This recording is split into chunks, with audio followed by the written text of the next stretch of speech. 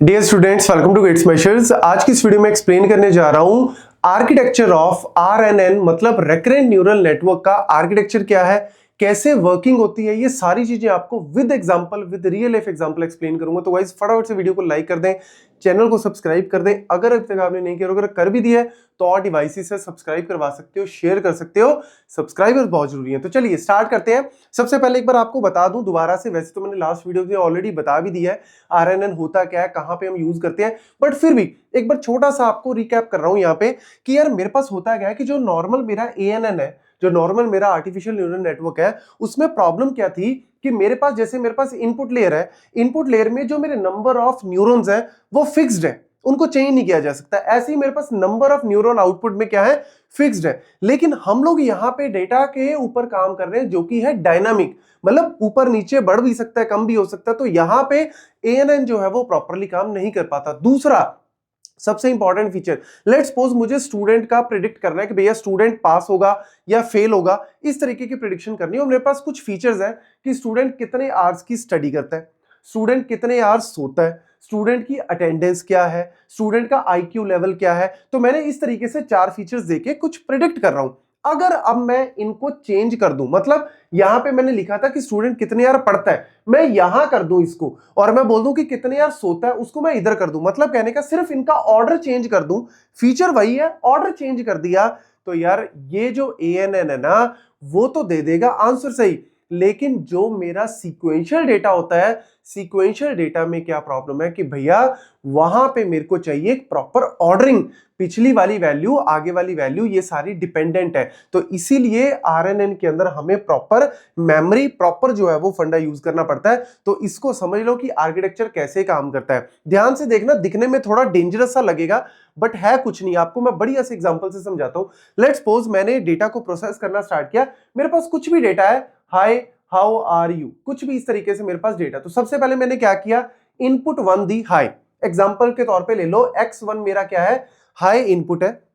आपको पता है हर एक इनपुट के साथ हम मल्टीप्लाई क्या करते हैं, वेट को मल्टीप्लाई करते हैं और फिर उसको हम मल्टीपल हिडन लेयर में से पास करते हैं। अब हर एक हिडन लेयर में भी क्या होगा, एक वेट होगा, वो मल्टीप्लाई होगा। इस तरीके से आपका वर्क चलता है। मतलब जो इनपुट है, जैसे यहाँ पे आर्टिफिशियल न्यूरल नेटवर्क में भी हम क्या करते हैं, एक इनपुट है उसको हम लोग वेट से मल्टीप्लाई करते हैं, यहाँ पे आता है ये जो हिडन लेयर है, ये आगे वेट से मल्टीप्लाई होता है और फिर जाके आउटपुट में वो सारी चीजें वर्क होती है और साथ साथ बायसेस वगैरह ऐड होते रहते हैं। बट यहाँ पे क्या है, यहीं पे समझ लो आप इस डायग्राम में कि ठीक है, हमने पहली बार प्रोसेस किया एट टाइम 1, मतलब टाइम इंटरवल 1 पे हमने, जैसे एग्जांपल के तौर पे ला लो कि 12 बजे हमने स्टार्ट किया काम करना, तो 12 बजे हमने इसको पहली इनपुट को प्रोसेस किया, मल्टीप्लाई होके यहाँ पे एक आउटपुट इसने जनरेट किया। ठीक है, अब 12:05 पे, मतलब दूसरे टाइम स्टैम्प में मैंने दूसरी इनपुट दी, तो यार जब दूसरी इनपुट दी वो भी मल्टीप्लाई होगी। ठीक है, लेकिन जो ये मेरी आउटपुट पहले आई थी ना हिडन लेयर की, वो भी मेरी यूज होगी इस केस में, मतलब जो पहले वाली आउटपुट थी ना हिडन की,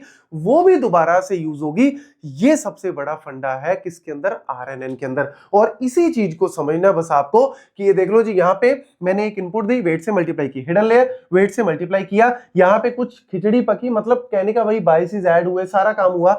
अब ये जो मेरी आउटपुट आ रही है ना, ये आउटपुट मेरी नेक्स्ट टाइम इंटरवल में, जब मैं T2 के अंदर गया, मैंने दूसरी, जैसे फॉर एग्जांपल दूसरी मेरी इनपुट क्या है, हाउ, जब मैंने ये प्रोसेस करना स्टार्ट किया ना, तो उसमें ये वाली जो मेरी आउटपुट आई थी हिडन वाली, वो भी यूज होगी। मतलब नॉर्मली जो मल्टीप्लाई कर रहे हैं वो तो कर ही रहे हैं, हिडन को वेट से मल्टीप्लाई करना है, जो आपकी इनपुट है उसको मल्टीप्लाई करना, वो तो कर ही रहे हैं, लेकिन जो प्रीवियस वाले की जो आउटपुट आई थी ना, वो भी मैं कंसीडर कर रहा हूं, मतलब इसको भी कंसीडर करना है। नेक्स्ट टाइम जब मैं इसकी वैल्यू निकाल रहा हूं, तो इसकी जो आउटपुट आई थी पिछले वाले की, उसको भी कंसीडर करना है, और जो प्रेजेंट इनपुट है उसको भी कंसीडर करना है। ये सबसे बड़ा, जैसे सीक्वेंशियल सर्किट करते हैं हम डिजिटल लॉजिक में, कॉम्बिनेशन सर्किट में क्या करते हैं हम, इनपुट दिया आउटपुट आ गया, मतलब एडर के अंदर इनपुट दिया आउटपुट दे दिया। लेकिन सीक्वेंशियल सर्किट में जो फ्लिप फ्लॉप्स करते हैं उसमें हम क्या बोलते हैं कि भैया जो मेरा इनपुट है वो तो ठीक है, लेकिन जो इससे पहले वाला आउटपुट था वो भी मेरा साथ में प्रोसेस होके अब नेक्स्ट आउटपुट मेरी देगा। बस ये समझना जरूरी है।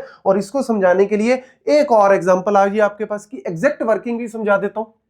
ये देखो जी, यहां पे क्या हो रहा है, हर एक टाइम इंटरवल पे क्या हो रहा है, लेट्स सपोज मेरा टाइम इंटरवल T1, मतलब पहले टाइम इंटरवल पे क्या हुआ, जो मेरी इनपुट थी मल्टीप्लाई किया हमने वेट के साथ, वेट मेरा क्या है HX, मतलब कहने का कि जो मेरा हिडन से इनपुट के साथ जो जा रहा है, ठीक है, तो मेरा इनपुट से हिडन की तरफ जो जा रहा है उसके साथ मैंने मल्टीप्लाई किया सिंपली, और यहां पे मेरा जो हिडन लेयर है, हिडन लेयर को मल्टीप्लाई किया मैंने हिडन वाले वेट के साथ, और यहां पे ऐड कर दिया मैंने बायस को। अब ये वाली जो आउटपुट आई है ना, यहां पे ये आउटपुट नेक्स्ट वाले में कंसीडर होगी, नेक्स्ट वाले में आउटपुट कंसीडर होगी। सिर्फ हिडन की मल्टीप्लाई नहीं कर रहे, पिछले वाले को भी हम लोग यहां पे कंसीडर कर रहे हैं। ये सबसे बड़ा इंपॉर्टेंट फंडा है। तो हर एक टाइम इंटरवल पे लेट्स सपोज मैं आप एक सिंपल सा एग्जांपल ले लो, लेट्स सपोज मुझे H1 की वैल्यू कैलकुलेट करनी है, मतलब मेरे को यहां पे H1 की वैल्यू कैलकुलेट करनी है। तो देखो आप कैसे कैलकुलेट करोगे, यहां पे मैंने इक्वेशन लिखी है, आप क्या करोगे, WHH जो मेरा वेट है उससे तो मुझे मल्टीप्लाई करना ही है, लेकिन साथ साथ मैं क्या ले रहा हूं, H(t-1), मतलब मैं यहां पे H(1) कैलकुलेट कर रहा हूं। ये मेरा टाइम इंटरवल 1 था, ये मेरा टाइम 2 टाइम इंटरवल, इस तरीके से टाइम बढ़ रहा है। तो मैं क्या कर रहा हूं यहां पे, पिछले वाले का, मतलब वही तो बोल रहा हूं इतनी देर से कि यार H1 कैलकुलेट कर रहे हो तो जो मेरा H0 आया था ना, उस H0 को लेना जरूरी है। तो H0 की जो भी यहां पे वैल्यू आई थी उसको उठाना मेरा जरूरी है। ऐसी जब H2 लेंगे तो H1 को कंसीडर करना जरूरी है, H3 लेंगे तो H2 को कंसीडर करना जरूरी है। ये सबसे बड़ा यहां पे मेन फंडा है किसके अंदर, आरएनएन के अंदर। तो बस वेट को हमने मल्टीप्लाई किया किससे, प्रीवियस वाला जो मेरा हिडन था, और उसके बाद मैंने यहां पे क्या कर दिया, ये मेरी इनपुट थी, जो मेरी इनपुट है, इनपुट को मैंने मल्टीप्लाई कर दिया किसके साथ, जो मेरा यहां पे जो मेरा वेट है, ठीक है, तो मैंने इनपुट को यहां पे मल्टीप्लाई कर दिया। तो मैं H1 कैलकुलेट कर रहा हूं, तो मैंने X1 इनपुट दी, और ये सिंपल सा फंडा है। बस बाकी का ये वही है सेम, कि हम लोग इनपुट को हिडन से मल्टीप्लाई करते हैं, इनपुट को हम लोग वेट से मल्टीप्लाई करते हैं, लेकिन जब भी हम कैलकुलेट करते हैं यहां पे नेक्स्ट वाले की वैल्यू कैलकुलेट करते हैं, तो पीछे वाले का मुझे कंसीडर करना है, बस ये इंपॉर्टेंट। तो इसीलिए WHH इंटू H(t-1) पीछे वाले का। ऐसे जब मैं H2 कैलकुलेट करूंगा तो H1 वाले को मैं यहां पे कंसीडर करूंगा, ये वाला फंडा बस याद रखना। और साथ में जो मेरा बायस है वो तो हर बार ऐड होता रहेगा। और ये जब फाइनली यहां पे आएगी मेरी आउटपुट, तो उस आउटपुट को मैंने क्या करना है, y(t) कैसे निकलेगा, G, और ये क्या है एक्चुअल में, F क्या है, नॉर्मली यहां पे कौन सा फंक्शन यूज होता है, कौन सा activation function, tan H use होता है। लेकिन लास्ट में जैसे मैं सेंटीमेंट एनालिसिस कर रहा हूं तो क्लासिफिकेशन है, तो लास्ट में मेरा जो फंक्शन यूज होगा वो मेरा यहाँ पे सिग्मॉइड यूज हो जाएगा। तो सिग्मॉइड फंक्शन मैंने यहाँ पे यूज किया, W(h(y) यहाँ पे लिया, W(h(y) और मल्टीप्लाई किया H(t), क्योंकि सिंपली क्या है, हम लोग यहाँ पे पीछे वाले को लेके और मल्टीप्लाई कर दिया, और साथ में क्या आ गया, मेरा बायस ऐड हो गया। इसके अलावा इसके अंदर कुछ नहीं है। हमेशा बस याद रखना, जब भी आपको कोई फंक्शन दिया हो तो पीछे वाले की जो हिडन की आउटपुट आई थी उसको यहाँ पे कंसीडर करना जरूरी है, बाकी की कहानी एज इट इज सेम है। तो इसीलिए यहाँ पे बोलते हैं कि आरएनएन के अंदर क्या होता है, मेमोरी का मतलब क्या है कि पीछे वाले की जो वैल्यू आ रही है नेक्स्ट टाइम स्टैम्प में हमें उसको कंसीडर करना है, तो उससे नेक्स्ट टाइम स्टैम्प में हमें और पीछे वाली वैल्यू को कंसीडर करना है। तो ये मेरी इक्वेशन है, और ये सिंपल वेट्स है। WHH क्या है, वो वेट जो मेरा हिडन टू हिडन में यूज हो रहा है। WHX क्या है, वो वेट जो मेरा इनपुट से हिडन की तरफ, अरे ये वाला यार कुछ नहीं है, ये जो मेरा वेट है ना, ये वाला, ये क्या है, मेरा WXH है जो मेरा इनपुट से हिडन की तरफ। ये मेरा वेट क्या है, WHH है जो मेरा हिडन से हिडन की तरफ जा रहा है, और कुछ नहीं है।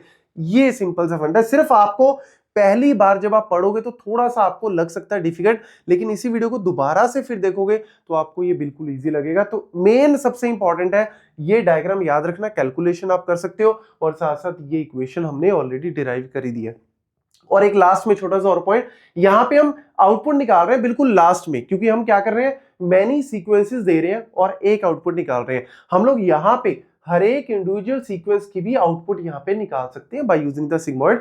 हर एक की भी इंडिविजुअल निकाली जा सकती है, डिपेंड करता है मेरी प्रॉब्लम क्या है। जैसे ट्रांसलेशन की प्रॉब्लम है, तो ट्रांसलेशन में क्या है, मुझे हर एक वर्ड को ट्रांसलेट करके आउटपुट निकालनी है। लेकिन सेंटीमेंट एनालिसिस में हम क्या करते हैं, हम लोग सारे वर्ड्स को पहले एनालाइज करते हैं और लास्ट में हम लोग एक आउटपुट देते हैं कि क्या सेंटीमेंट पॉजिटिव है, नेगेटिव है या न्यूट्रल है। तो ये मैंने सेंटीमेंट वाला एग्जांपल जो है वो यहाँ पे लिखा है, तो इसको कंसीडर कर लो, नोट कर लो। कोई भी इन केस आपको लग रहा है डाउट तो एक बार दोबारा से फिर देखना, मजे से